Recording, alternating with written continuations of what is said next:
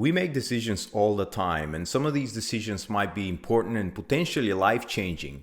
The stakes could be very high. So how do you know that you're making the right decision? And most importantly, how do you avoid making the wrong decision? In this video, I'm going to share with you how to make the right decision, how to confirm that you've made the right decision, and how to always live in confidence with the decision you made, no matter what it is. But first, what decisions are we talking about? We're talking about major decisions like moving across state or to a different country, changing careers, staying in a relationship or not, saying yes to this person or not. These kinds of decisions. And what decisions we're not talking about? Decisions that you're usually made out of emotion. If you're in the middle of a fight with your partner or a friend or a colleague, that's not a place where you're making decisions. That's a place where you're reacting out of your emotions, your wounding, your past trauma, and decisions are not evolved. You're literally reacting. So we're not talking about that. This video will be very comforting to you if you've often ruminate on the past and you go back and you question your decisions and choices, and you're not sure if you've made the right decisions in the past, and that's causing you a lot of emotional turmoil. You will find that this video will be very comforting to you. The typical way we make decisions is how they teach us in schools and later in our jobs and careers, is to employ the logical or the reasoning or the conscious mind to make a decision. And usually we brainstorm, and then if we go an extra step, we write the pros and cons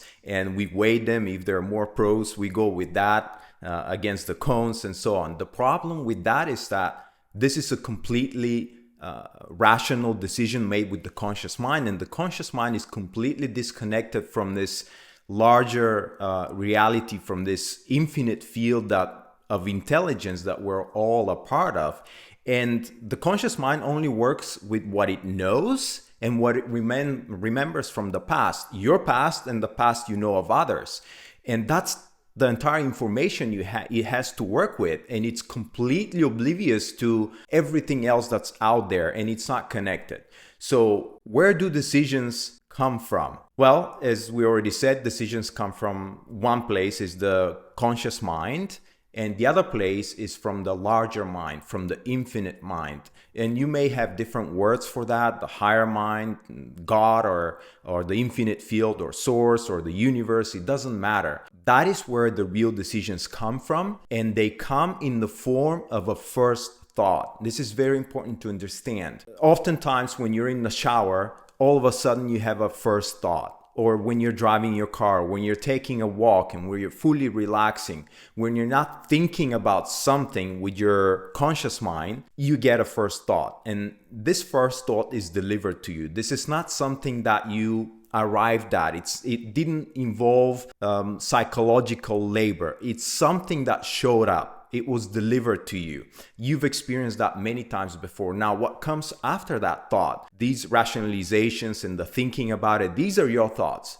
But the very first thought is not your thought. So these are the thoughts that bring the right decisions. And in this video, I'm going to guide you in how to access that, how to make decisions from being connected to this larger field, from being connected to your own native guidance system that is connected to the larger field of intelligence through your subconscious mind.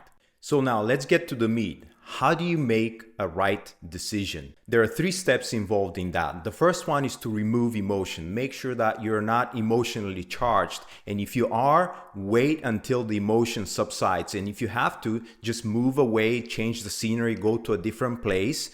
But when you're emotionally charged, your sympathetic system is activated, and you're not making rational decisions, and you're not making decisions in access to the infinite field of intelligence. You're literally reacting, and you're guided by an older part of your brain, and this is not the right decision. So the very first step is make sure you're not making a decision from an emotional place.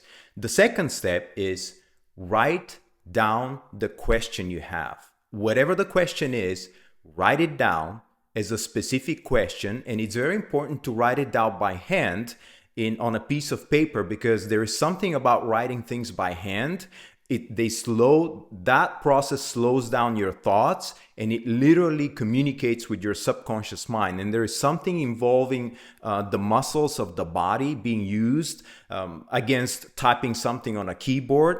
It's a completely different process that involves the subconscious mind. That's all you need to know. Now, when you write the question down, that specific question, feel free to also write everything you know about this topic and the area where you're asking your question about. And it could be just free writing. You don't have to structure it in any way. Just write whatever comes to mind. In a way, dump everything you know on the paper. That's all that matters. And then the third step is step away, move away. Let it go. Don't even think about that. And wait for the decision to be delivered to you. Where? From a first thought. You don't know where, but it will be delivered to you. Now, do you wait an hour? Do you wait a day? Do you sleep on it? Yeah, all of these. Whatever it takes. We don't have control on when the decision shows up, because it shows up through our subconscious mind, and it's delivered in the form of that first thought that I told you about. It'll just pop into your head. It'll just show up. You don't have to do anything other than what I just mentioned. You just literally have to step away and not deliberately think about that. And the decision will be delivered to you. The important thing here is to not be attached to when or how the answer will be delivered to you. Sometimes in a crisis situation, we just have to act very fast. And this is not a process to use in a crisis situation, in a personal life or in a business situation. You just act based on what you know, and you move through stuff and you put out fires. This is not a process for that. This is a process when you have the time to make a decision that's connected to the field of intelligence where we're all coming from. So now that you made the right decision, how do you verify this decision? This is the second part. The first thing to know is that the decision will come from a first thought. It's not going to show up for you by way of you thinking about it. It'll be delivered to you from where thoughts and things we don't understand are delivered. It also feels right. It feels like clear knowing. There is no doubt or question about that. And it's a decision that was not a logical decision, and it does not make sense, or oftentimes, not always, but oftentimes it may not make sense to your logical mind. And finally, it is not emotional and it feels calm. So now, what is potentially a wrong decision? A wrong decision feels urgent. A right decision will never urge you into something. It'll never feel urgent. Also, a wrong decision will be an emotional decision. Again, when you make decisions from a place of an emotional charge, this is a reaction. This is literally you being triggered, your buttons being pushed, and you're reacting based on your core wounding and programs and scripts from childhood and so on. These are not right decisions. These are wrong decisions. In fact, they're not decisions at all. They're just reactions. Buttons pressed and you're reacting to them. Now, there is a distinction here to make between fear and fear-inspired decisions, which are not right decisions, and a discomfort associated with a decision that shows up for you. A discomfort is different. It's you being stretched into your next level of growth and evolution, but that's different than fear and a fear-inspired decision. A wrong decision also involves justifying or convincing yourself. So if you catch yourself going, well, the right decision is this because of all of these things in your thinking, and you're trying to logically justify and find more proof, this is probably not the right decision. The wrong decision enables you to numb an emotion, avoid a feeling, or find a temporary relief. And finally, a wrong decision makes you feel shame or embarrassment. For example, if there is a habit that you're trying to break and you're engaging in this habit and the decision is related to that, that's probably the wrong decision. Now, having said all of this, sometimes the decision shows up for you, but you're still not sure. In this case, what I would suggest is give it some time. And if the decision is just as strong as it was when it showed up for you, then it's the right decision. If it's not the right decision, it will subside and it'll go away. For example, recently I decided to send an email to somebody and it didn't make all logical sense at the time, so I let it sit. But hours later, it was just as present as in the very beginning, and I knew it was the right decision, and I acted on it, and it turned out to be the right decision. So basically, this is how you verify if the decision you made or the decision that was given to you by way of a first thought was the right decision. Now, let's move on to the third part. How to always be confident with the decision you make. I'll make this very simple for you, and it might take a little bit of time to let that sink in. The decision you make is the right decision. The decision you make is the only decision you make, and that's it. You move on. And here is why. If you think about a decision even moments later, let alone days later or years later, you may find that you could have made another decision, but that's from another vantage point. It's from a different perspective. When you made the decision that you made, you did not have that perspective. And how do we know that this is the right decision? It's the decision you made. That's the entire proof you need. And then you go, but wait a minute, I knew at the time and I was questioning myself and I had 2 choices or 3 choices, whatever. The point is this. The decision you made is the only decision you could have made at the time. And again, this takes some time to sit with. The most important thing to know is that once you make a decision, that is the right decision. Period.